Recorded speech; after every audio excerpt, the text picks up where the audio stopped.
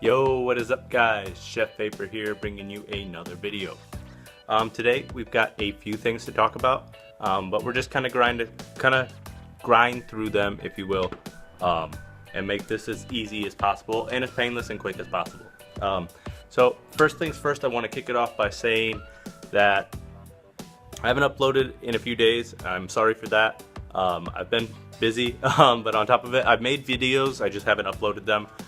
So I just deleted them and thought I would make this one kind of condense it all into one video.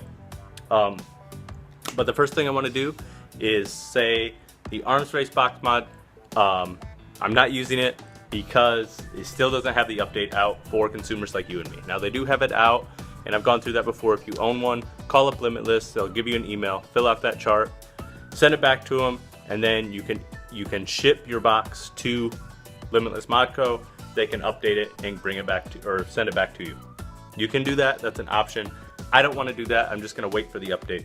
But until that time, this leads me into the next segment of the video.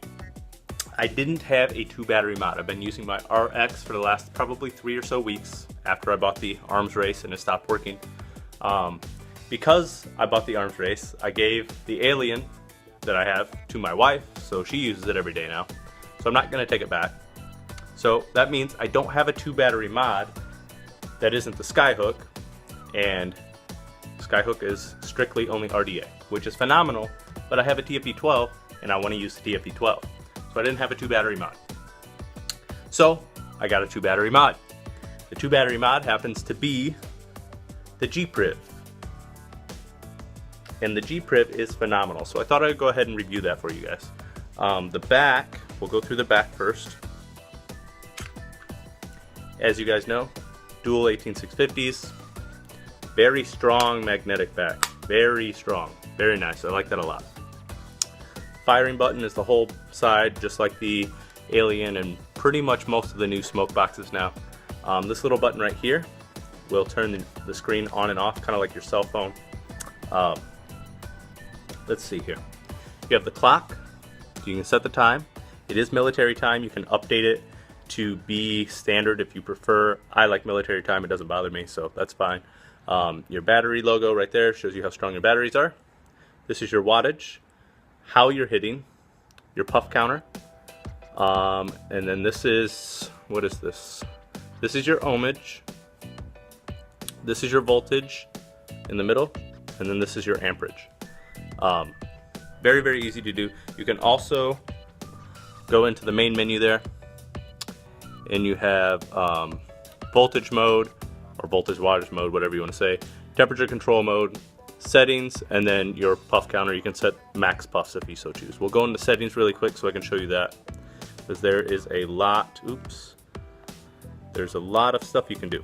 So you can factory reset it, if you ever have that necessary, I guess.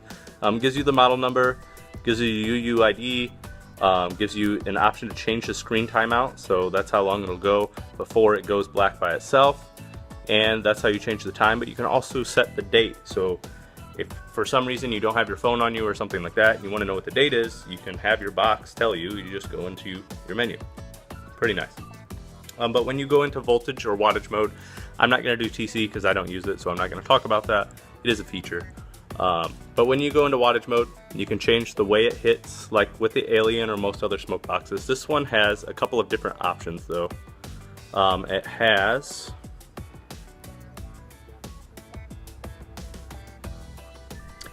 minimum, soft, normal, hard, and max. I run on max. And then you can automatically set the wattage to whatever you want if you want to use that instead, and then you click activate. So when you're on the main menu, that's how you will see the time is obviously right here. It also tells you the day and the date. So it's Saturday 2017, April 1st, I'm sorry. So we'll go to the main screen. This is what you're going to see while you're using it. That's your wattage display that I showed you before. To adjust your wattage, you just touch, it's just a touch screen. It's very, very nice, well done touch screen. I'm very impressed with it. This is again the TFE12. This is the dual, I call it the double barrel coil that it comes with. rated from 60 to 200, best between 90 and 130. It's a 0.15 coil. My box is actually reading it at a 0.14. So it's a great box. It really is. Is the touchscreen really a feature that's needed? No, I don't think so. I think it's a little bit overrated. But when I was getting it, you know, they're reasonably priced to pretty much any other 2-battery mod when it comes to just mod versus mod. So for like an extra 10-20 bucks, why wouldn't you get the G-Priv? I mean, it's made by Smok, it's 2 batteries, it's phenomenal. I already have an Alien, I don't need another one. So I got the G-Priv. I mean, why not? I do like it. It fits nice in the hand. It's a little bit big, a little bit square. It is narrow. There is something that I don't like about it, is that it is a little bit tippy when you set it down with a heavier tank like this. That's probably my biggest complaint about it. I've only knocked it over once by setting it down like that. It is pretty balanced, I will give it that. It does have porting holes or airflow holes, whichever you prefer, on the bottom. Keep your batteries nice and safe. That's your update cable. All in all, it's a great box. Is the touchscreen thing a nice feature? I guess, yeah. I mean, it is nice to have the time on there, and it is nice to have the date on there, and the day and stuff like that, where, you know, Skyhooks, RXs, Aliens, stuff like that, they don't have them. I don't know really why they haven't integrated that. I mean, they have a beautiful display. It could be pretty easy, I would assume, to put in a digital clock, but they haven't. So that's a nice feature with this. Like I said, it fits pretty nice in the hand. It is a little bit heavy and square, but all in all, I enjoy it. The touchscreen, the biggest thing that I don't like about it is the fact that it is a touchscreen, which means, like, when I vape it, almost always it's black screen, just like this. Stealth mode, whichever you prefer. I don't ever turn it on unless I need to make an adjustment, and then I black screen it again. It helps a little bit on battery consumption, and it's just not bright and flashy and showy, because I don't need it, so I don't want to accidentally bump it or anything. So I just black screen it. So I don't really use it unless I'm making an adjustment, which most people, once you find the wattage that you enjoy, you just kind of let it sit there unless you're prepping a new coil. So it's a little bit extreme in my personal taste, but it is, like I said, it is a nice feature. It is very streamlined, very futuristic. The touchscreen itself is very, very nice. It's way better than the Sigelei T150. Pretend that doesn't even exist, because it's not even in the same boat. This is what a touchscreen box should be. I will give it that. It is top of the line for what it is. Is it necessary? I don't really think so. It is made of Gorilla Glass, so it is going to be really, really strong. Probably way stronger than my iPhone or most any cell phones to begin with. However speaking, it is still a thing that will break eventually, which means it could just stop operating, could get cracked, could get broken, things like that. I'm very, very nice with my mods. I take a lot of care of them, but they are daily users for me. They are daily drivers, which means that, you know, accidents do happen. Like the Skyhook, I haven't had it for very long. As you can see, there's a giant chip in there, which I'm pretty sure happened when I was getting out of the car one day late at night and I dropped it in the driveway. Yeah, so it breaks my heart to see that, but it's still usable, functional, everything looks fine, and until I pointed that out, you guys probably haven't even noticed it. I made lots of videos with that, and the ding was there the whole time. But with this guy, if I drop it on the driveway, I don't know if it's going to survive. So that's the scariest thing about it for me, is it really necessary to have a touchscreen? I don't know. I don't know. It's dope, it's cool, it's whatever. Maybe if they had like a texting app, or you could connect to Wi-Fi and watch videos on it.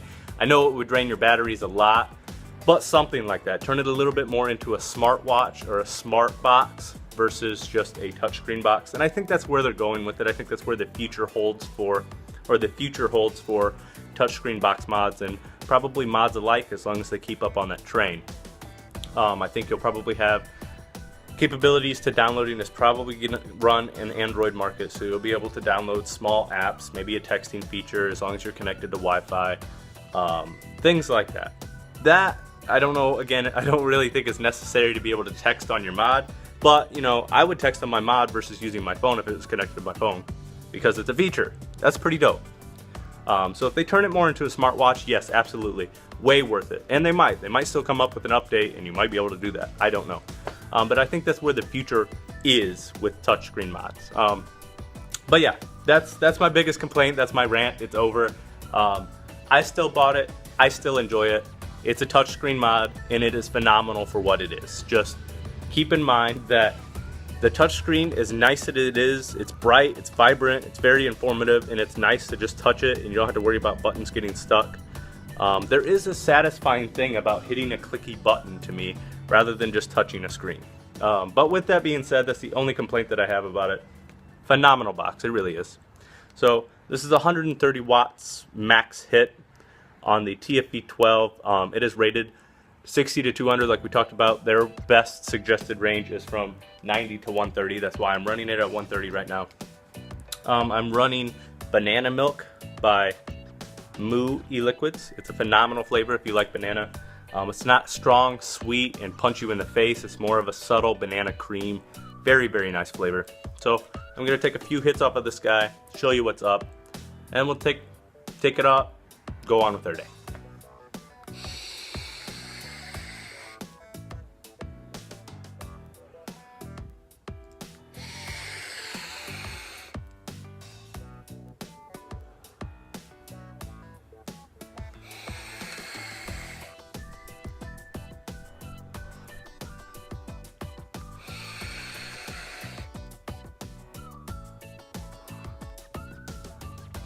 That's it, guys. 130 watts. This dual double barrel coil is actually really, really nice. It's great on flavor, great on juice consumption, great for clouds. It's just a great coil all around. I do believe I said the lightning bolt coil was my favorite. I think this might beat it. It's about the same juice consumption, it's about the same wattage range, but I think you get a little bit more flavor. I know you get more cloud. You can run it up a little bit higher wattage. So for super low wattages, if you want a TFV12 just because you want it, but you have a smaller, less powerful box that goes to like 150, somewhere around there, that lightning bolt coil is perfect for you. But this, I like this a lot. So that's it, guys. Thank you for watching. Don't forget to like, sub. I will see you on the next video. Keep on vaping.